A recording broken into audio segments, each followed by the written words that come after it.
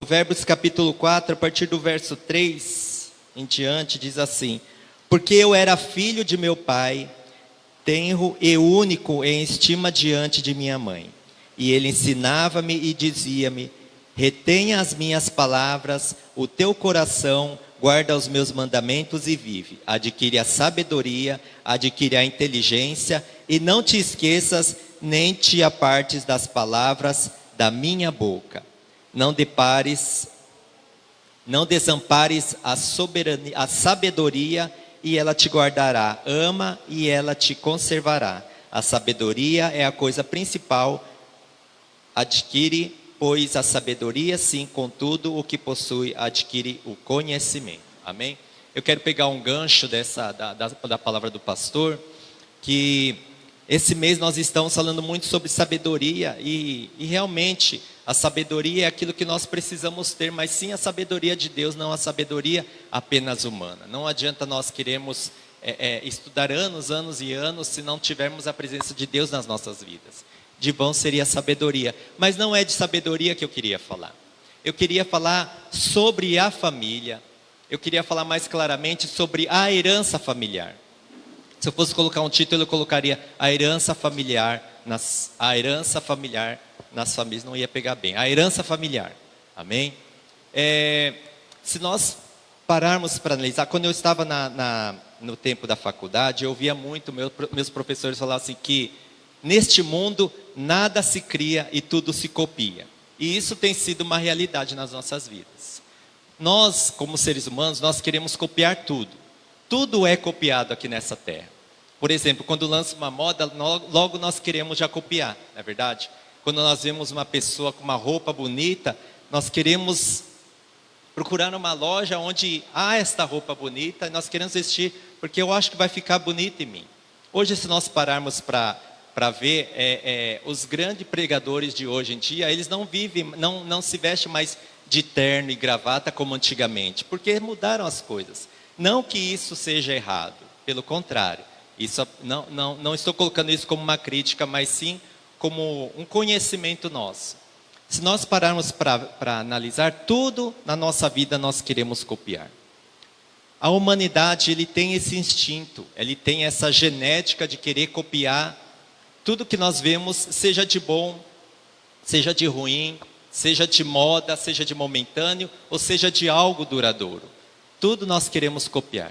E quando se refere e se trata de família, aí que nós vamos mais profundo. Aí que nós queremos copiar mesmo. Porque isso já parece que está impregnado no nosso sangue, na nossa genética, nas nossas células. Que tudo nós queremos copiar das nossas famílias. Por exemplo, vou dar um exemplo bem claro. Por exemplo, uma pessoa que gosta muito de futebol. O primeiro presente que ela dá para uma criança, para um filho dele recém-nascido, é uma camisa de futebol, não é? E do time que torce. Automaticamente, aquela criança ela vai nascendo, vai crescendo, vai ficando... Tem aqui que está dando risada por dentro da máscara. A pessoa vai crescendo e acaba se tornando aquele time dos pais, não é verdade? Quem aqui, seus pais, era do mesmo time seu? Levanta a mão. Porque é uma realidade nossa. Porque nós queremos copiar, nós queremos fazer isso com os nossos filhos, né? Há até pessoas que falam, não, existe sim algo no mundo espiritual onde nós falamos que existe uma maldição familiar, onde nós herdamos ou nós copiamos algo dos nossos pais. Se essa herança é uma maldição na minha vida, por exemplo, meu pai bebe, meu pai é um alcoólatra. Então, automaticamente, ou a tendência daquele filho, daquela filha, é de se tornar um alcoólatra. Quando o homem ou a mulher fuma, automaticamente a tendência daquela criança ou daquele filho é se tornar uma pessoa fumante. E nós vamos muito mais além. Muitas das vezes nós falamos assim, mas eu sou desse jeito porque meu pai era desse jeito. Eu sou briguento porque meu pai ele era briguento. Eu sou ranzinza porque meu pai era ranzinza. Eu sou chato na minha casa. Eu sou insuportável na minha casa porque meu pai era desse jeito. Eu sou muito detalhista porque meu pai era desse jeito. Isso ele se torna algo que nós copiamos, algo que é uma maldição familiar dentro da nossa casa. Só que a palavra de Deus, veio para trazer a liberdade sobre as nossas vidas, amém? Ela veio para trazer libertação sobre as nossas vidas. Na palavra de Deus diz que quando eu estou em Cristo Jesus, as coisas velhas se passaram e tudo se fez novo, amém? Então vou repetir, quando nós estamos em Cristo Jesus, as coisas velhas se passaram e tudo se fez novo, amém? Vamos deixar isso mais bonito, eu quero que vocês repitam comigo. Quando nós estamos em Cristo Jesus, bem bonito para Jesus ouvir, amém? Quando nós estamos em Cristo Jesus, as coisas velhas se passaram e tudo se fez novo. Você crê nessa palavra? Amém. Então a pregação vai ficar mais fácil. Quando nós cremos nessa palavra, quando nós cremos que as coisas velhas se passaram e tudo se fez novo, eu sou uma nova criatura. Você é uma nova criatura. Nós somos uma nova criatura. Ou seja, todas as maldições hereditárias, tudo aquilo que meus pais sofreram, tudo aquilo que seus pais sofreram e que você sofreu antes de se converter, hoje você não vai sofrer mais. Tudo aquilo que, aquela maldição, aquela carga hereditária que seus pais tinham e que acabou passando para você, e nós herdamos isso dos nossos pais quando nós conhecemos a Cristo Jesus, ali nós nos tornamos a nova criatura. E quando nós nos tornamos a nova criatura, todo o nosso passado nós deixamos para trás e nós começamos a olhar o nosso futuro. E quem que é o nosso futuro? São os nossos filhos. Nós precisamos começar a colocar as bênçãos hereditárias sobre a vida dos nossos filhos. Ou seja, existia uma linha meio torta que antes de nós nos convertermos, nossos pais traziam sobre nossas vidas. E essa linha era torta e quando nós conhecemos a Cristo Jesus, essa linha se rompeu e nós nos tornamos uma nova criatura. E essa linha ela continua seguindo através dos nossos filhos. Ou seja, tudo aquilo que meu pai tinha de ruim, eu não posso mais passar para os meus filhos. Meus filhos não vão mais herdar tudo aquilo que, por exemplo, eu vim de uma família onde meus pais eles eram divorciados. A minha esposa ela veio de uma família onde os pais dela eram divorciados. Ou seja, a tendência dos meus filhos é deles se tornarem crianças que futuramente se divorciarão, ou eu me divorciar da minha esposa. Mas quando eu conheci a Cristo Jesus, eu sou a pessoa que colocou um ponto final nisso através de Cristo Jesus. Então eu começo a olhar para o meu futuro, eu começo a olhar para os meus filhos, e eu começo a trazer as bênçãos sobre a vida dos meus filhos. Porque Cristo, Ele faz essa maravilha em nossas vidas. Ele faz essa maravilha que nós começamos a olhar para o nosso futuro, mas não olhando para o nosso futuro para pensarmos em nós. Nós precisamos olhar para o nosso futuro para poder pensar nos nossos filhos, porque um dia, quando o meu filho subir nesse altar e começar a ministrar, ele não poderá dizer que ele teve um passado ruim, porque ali Deus colocou um ponto final através da minha vida. Ele não poderá dizer que ele é um alcoólatra, sendo que ele não conhecia isso na casa dele. Meu filho não poderá dizer que ele é um fumante, sendo que ele nunca viu isso na casa onde ele morava. Ele não poderá falar palavrões, porque ele nunca viu isso acontecer dentro da minha casa. Porque eu sou uma nova criatura em Cristo Jesus. Nós somos uma nova criatura em Cristo Jesus, e quando nós somos uma nova criatura em Cristo Jesus, nós começamos a transmitir as bênçãos para os nossos filhos, e automaticamente nossos filhos se tornarão crianças valorosas e crianças melhores. Amém? Vamos ali no texto, eu queria entrar no texto com vocês, em Provérbios 4, versículo 3, olha que lindo que Deus fala conosco. Pois dou-vos a doutrina, não deixeis a minha lei. Estou lendo certo? Desculpa, porque eu era filho de meu pai, tenro e único em estima diante de minha mãe. E ele ensinava-me e dizia, retém as minhas palavras, o teu coração guarda os meus mandamentos e a vive. Olha só que lindo. Essas palavras foram escritas pelo rei Salomão. Pelo rei Salomão. Rei Salomão foi um dos homens mais sábios da terra. foi um dos homens mais sábios, não. Ele foi o homem mais sábio da face da terra. E isso porque ele pediu a Deus mais sabedoria. Salomão, ele foi um homem onde ele teve um histórico totalmente ruim, mas aquilo se tornou em bênção na vida dele, porque se tornou um homem sábio na face da terra. Salomão, para vocês terem uma ideia, meus queridos, Salomão, ele foi o terceiro rei de Israel. O primeiro foi de Saul, o segundo foi Davi e o terceiro foi Salomão.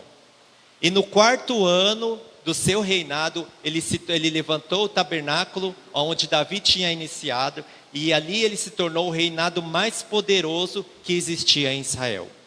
Ou seja, Salomão ele era um dos homens mais ricos, mais valorosos, mais poderosos que existia em Israel. Só que se nós pararmos para olhar o passado de Salomão, Davi foi o pai de Salomão, aonde Davi, ele cometeu vários pecados, tanto é que Salomão nem era para ser rei. Salomão não era para ser o rei, porque Salomão, ele era ali o terceiro ou quarto, eu não me lembro, da sua geração, e o rei seria sempre o primeiro da sua geração. Para vocês terem uma ideia, Salomão, ele nasceu ali de um pecado de Betseba com o rei Davi. Só que o interessante é que quando Davi, ele cometeu esse pecado, ele se arrependeu. Ele foi até o meio do palácio, rasgou as suas vestes e ali ele se arrependeu. E Deus olhou para Davi e falou: você continua sendo o homem segundo o meu coração. A partir dali, a vida de Davi, ela foi transformada e automaticamente ele começou a transmitir as bênçãos hereditárias para seus filhos. Consequentemente, Salomão foi o homem mais poderoso da terra. E o interessante é que Salomão, ele deixa bem claro aqui. Ele fala: você me ensinou. Ele diz que o pai dele ensinou a ele as coisas valorosas.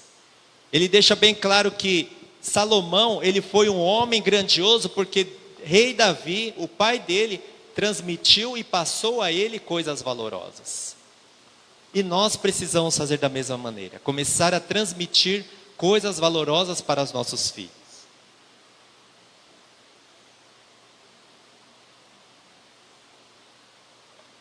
Olha só que interessante. Quando o rei quando o rei Salomão, ele escreveu a carta de Provérbios, escreveu esse livro de Provérbios, ele colocou todo o coração dele nesse livro de Provérbios. E ele disse claramente que o pai dele o havia ensinado. Mas se nós lermos o texto mais para frente, a palavra de Deus ali tem escrito que ele colocou que o pai dele, ele colocou que ele pediu a Deus sabedoria. Sabedoria. Imagina só, Deus descer à terra, olhar para você e perguntar: o que você deseja? E você dizer sabedoria. Mas por que Salomão pediu sabedoria? Porque quando Davi ainda era vivo e ensinava a Salomão, ele dizia para Salomão: Salomão, tenha sabedoria. Salomão, tenha sabedoria. Salomão, tenha sabedoria. Salomão tenha sabedoria. Ele passou a sua infância, a sua adolescência, ouvindo do seu pai: tenha sabedoria. E quando Salomão assumiu o reinado, ele pegou todo o seu exército, ele pegou todos os seus levitas, ele subiu ao monte, ali ele ofereceu 1000 holocaustos a Deus, ele desceu do monte, entrou na tenda de tabernáculo, Deus desceu naquela tenda de tabernáculo e falou com Salomão: Salomão, você agradou o meu coração, agora pede que eu lhe concederei tudo aquilo que você desejar. E o que ele pediu? Aquilo que seu pai havia lhe ensinado: sabedoria. Sabedoria. Tudo aquilo que você ensinar para os seus filhos, meus queridos, tudo aquilo que você ensinar os seus filhos a fazer, eles irão aprender. Nós somos o ícone da nossa futura geração. O que a nossa geração será no nosso futuro depende de nós. O caráter dos nossos filhos dependerá de nós. As bênçãos dos nossos filhos que ele receberá dependerá de nós. Tudo aquilo que nosso filho será no futuro dependerá de nós. Nossos filhos precisam ser uma bênção aqui nessa terra. Nossos filhos precisam ser coisas grandiosas aqui nessa terra. E nós precisamos ensinar isso a eles. Nós precisamos começar a ministrar ao coração deles. Nós precisamos começar a profetizar sobre a vida deles. Muitas das vezes, nós temos um linguajar muito ruim dentro da nossa casa. Ah, mas pastor, você está falando isso porque eu sou cristão, não falo isso. Mesmo cristão, meus queridos, muitas das vezes nós vimos a igreja, vestimos aquela roupa de cristão, de crente, vimos a igreja, mas dentro da nossa casa muitas vezes está daquele jeito, de perna para o ar. Quantas e quantas vezes nós somos uma pessoa diferente do que somos dentro da nossa casa. Uma vez eu até achei engraçado, tinha uma roda de pessoas ali, e as pessoas perguntavam para os seus filhos: você quer ser como seu pai quando você crescer? E os filhos respondiam: não, eu quero ser quando crescer, eu quero ser igual ao meu pai. E você quer ser o que quando crescer? Igual ao seu pai? Sim, eu quero ser quando crescer igual ao seu pai. E você quer ser o que quando crescer? Não, deixa para perguntar para o meu filho mais para frente. Porque muitas das vezes nós não somos o referencial de vida para os nossos filhos. Que referencial nós temos sido para os nossos filhos? O que nós temos ensinado para os nossos filhos? Ensinar, que eu digo, não é você abrir uma Bíblia, não é você abrir um caderno de leitura, não é você apenas educar. Ensinar é você ser testemunho vivo dentro da sua casa. Ensinar é você ser valorosamente, realmente homem e mulher de Deus dentro da sua casa. Seu filho, ele precisa olhar para você e no futuro ele chegar e falar para você: eu quero ser igual ao meu pai. Eu nunca vou trair a minha esposa porque o meu pai nunca traiu a minha mãe. Eu nunca vou roubar porque eu nunca vi meu pai roubando. Eu nunca vou adulterar porque eu nunca vi meu pai adulterando. Eu nunca irei ser um alcoólatra porque eu nunca vi o meu pai sendo alcoólatra. Eu serei homem e mulher de bem porque eu vi meu pai e minha mãe sendo homem e mulher de bênção. Amém? Nós precisamos ser esse exemplo para os nossos filhos. Nós precisamos ministrar sobre o coração dos nossos filhos. Eu queria que você abrisse lá em 2 Crônicas, no capítulo 1, no verso 8.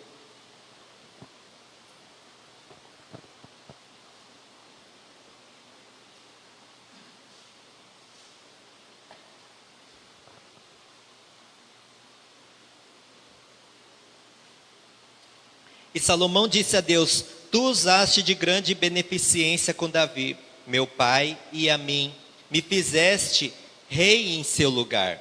Agora, pois, ó Senhor Deus, confirme a tua palavra dada a Davi, meu pai, porque tu me fizeste rei sobre um povo numeroso, como o pó da terra. Dá-me, pois, agora sabedoria e conhecimento, para que possa sair e entrar perante o povo, porque quem poderia julgar a este teu tão grande povo? Então Deus disse a Salomão: porquanto houve isso no teu coração, e não pediste riquezas, fazenda ou honra, nem a morte dos que te aborrecem, não tampouco pediste muitos dias de vida, mas pediste para ti sabedoria e conhecimento, para poderes julgar o meu povo, sobre o qual te pus rei.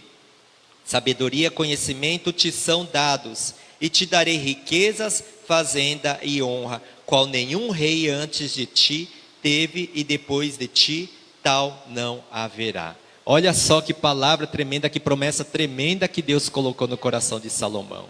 Ele diz para Salomão: Salomão, porque você me pediu sabedoria, porque você me pediu conhecimento, você não me pediu riqueza, você não pediu fazendas, você não pediu para ser poderoso, você não pediu para que eu colocasse os seus inimigos em suas mãos, mas você pediu apenas sabedoria. Eu lhe darei sabedoria, riquezas, mas tanta riqueza que nenhum outro rei recebeu. Qual foi o rei anterior a ele? O pai dele, o pai Davi. Ou seja, nossos filhos farão coisas maiores do que nós. Amém? Você recebe? Nossos filhos serão pessoas melhores do que nós. Nossos filhos andarão em lugares melhores do que nós. Nossos filhos irão fazer coisas grandiosas, maiores do que nós. Nossos filhos serão homens mais poderosos e mais ricos do que nós. Só que disso depende de nós. Isso depende daquilo que eu vou ensinar para os meus filhos. Isso depende daquilo que eu sou testemunha vivo dentro da minha casa para os meus filhos. Nossos filhos serão pessoas grandiosas. E para completar, meus queridos, lá no capítulo 1, no verso 3, diz assim: E foram Salomão, toda a congregação com ele, e no alto estava em Gibeão, porque ali estava a tenda da congregação de Deus, que Moisés, servo do Senhor, tinha feito no deserto. Mas Davi tinha feito... Espera aí que eu me perdi, meus queridos. Capítulo 1, no verso 13. Assim Salomão veio a Jerusalém do alto que está a Gibeão, de diante da tenda da congregação, e reinou sobre toda a Israel. E Salomão ajuntou carros e cavalos, e teve 1.400 carros e 12.000 cavaleiros, e pô-lo na cidade dos carros junto ao rei, em Jerusalém. Olha só, meus queridos. Aqui na palavra de Deus fala que os nossos filhos, eles serão pessoas grandiosas. Que nossos filhos irão fazer coisas em que nós nunca fizemos. E eu creio nisso. Eu tenho esse desejo no meu coração, que meu filho, minha filha, coloquem os pés em lugares onde eu nunca colocarei. Que meu filho e minha filha comecem a ministrar coisas que eu nunca ministrei. Que meus filhos possam ir e levar a palavra de Deus a lugares aonde eu nunca pude estar. E isso é o desejo do meu coração. Eu creio que nós estamos levantando uma geração de bênção, uma geração onde haverá homens e mulheres de Deus, homens e mulheres tementes a Deus, homens e mulheres na presença de Deus. Mas isso são sementes em que nós vamos plantar. Nós somos os semeadores da nossa família, os semeadores onde nós vamos plantar essa semente. E essa semente ela há de germinar. Essa semente ela há de dar muito fruto. E para completar, meus queridos, para encerrar, nós precisamos aprender a profetizar sobre a vida dos nossos filhos. Nós precisamos a dizer palavras de bênção sobre a vida dos nossos filhos. Chega de nós chegarmos para os nossos filhos e falar assim: você não presta para nada, você não vale nada, você não faz nada direito, você só anda sujo, você só faz isso, só faz aquilo. Nós precisamos começar a aprender a profetizar nas vidas dos nossos filhos. Dizer palavras de bênção, porque a palavra, ela tem poder. Isso que eu vou falar é cientificamente provado. Toda palavra que sai da nossa boca, ela ecoa pelo universo. Nenhuma palavra ela é em vão. Isso é provado cientificamente, que as palavras que nós soltamos, ela fica ecoando no universo, ela não some. Ou seja, a nossa palavra, ela tem poder. E quando a palavra é lançada, ela é como uma semente que vai para o céu, ou uma semente que ela germina no inferno. E aonde nós estamos plantando a nossa semente? Amém? Eu glorifico a Deus, eu vejo assim que Deus ele tem cuidado das nossas vidas nos mínimos detalhes. E Deus ele tem me provado todos os dias da minha vida. Hoje foi um dia extremamente difícil. Pensa num dia extremamente difícil, aquele dia assim que você quer largar tudo, jogar tudo para o alto e ir embora para sua casa.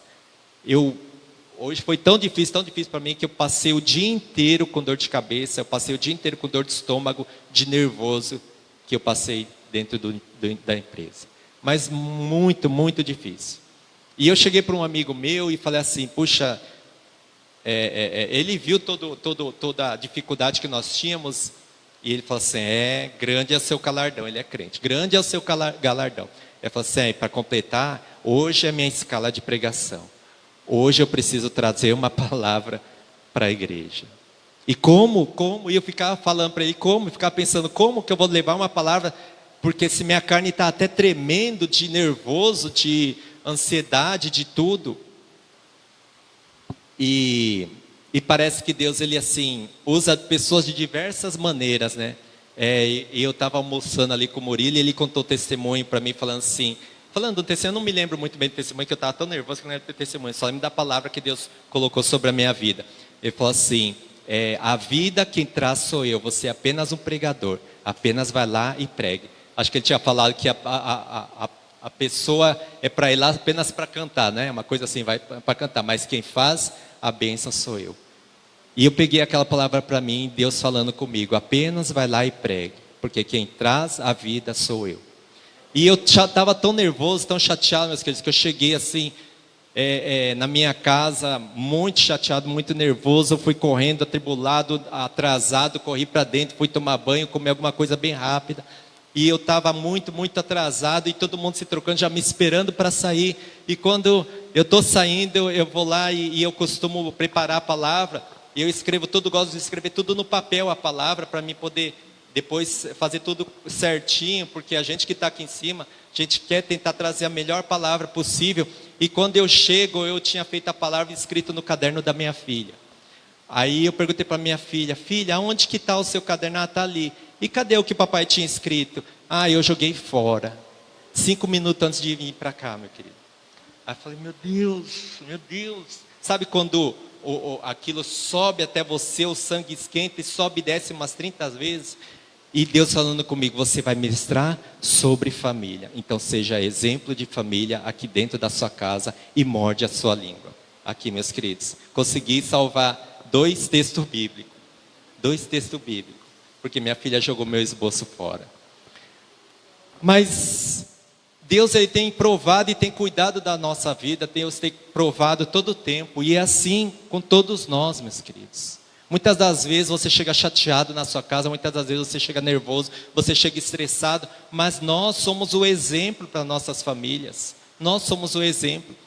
Eu falei que eu já ia terminar, mas já estou terminando, tá? Eu só queria contar mais um testemunho. Nós somos tão exemplo na nossa família, e isso é tão sério e tão real na nossa família, que quando meu filho nasceu, meu filho, ele era muito desejado por todos. Ele nasceu lá no Japão. E a primeira gravidez da minha esposa, ela tinha perdido. E o segundo foi o Gabriel. E ele era muito, muito desejado. Ele era tão desejado que quando ele veio ao mundo, nós queríamos muito, muito ele. E todo o tempo nós ficávamos com ele no colo. E todo o tempo eu ficava beijando ele. E eu chegava do serviço e beijava. Minha esposa falava: não, mas você está sujo, você está barbudo, você vai beijar. Ele ficava cheio de pipoquinha, todo vermelho, porque a barba irritava a pele dele, porque é uma pele sensível. E ele era muito, muito, muito, muito beijado, tanto por mim como para minha esposa. E nós íamos à igreja e a gente não conseguia pegar ele quando ele era pequenininho, porque a gente entrava na porta, já tinha 2, 3 esperando por ele para poder pegar ele no colo, e a gente só via ele quando a gente ia embora do culto, de tão amado que ele é. Hoje ele é a criança, ele é o adolescente mais amoroso que eu conheço. Hoje ele é criança. Toda hora ele está me abraçando, toda hora ele quer me beijar. E ele é grandão, maior do que eu, toda hora ele está me abraçando. E de uma em uma hora ele fala assim: pai, você quer alguma coisa? Pai, está tudo bem, você quer alguma coisa? Você quer alguma coisa? E eu vejo assim, um adolescente de 14 anos fazer esse tipo de coisa com os pais. Eu acho gratificante. Por quê? Porque foi plantado uma semente lá atrás. Foi plantado algo precioso lá atrás, onde eu estou colhendo. Tudo aquilo que nós plantamos, nós iremos colher. Seja de bênção ou seja de maldição. Amém? Eu queria que você se colocasse de pé. Queria convidar minha esposa até aqui ao altar. Nós queremos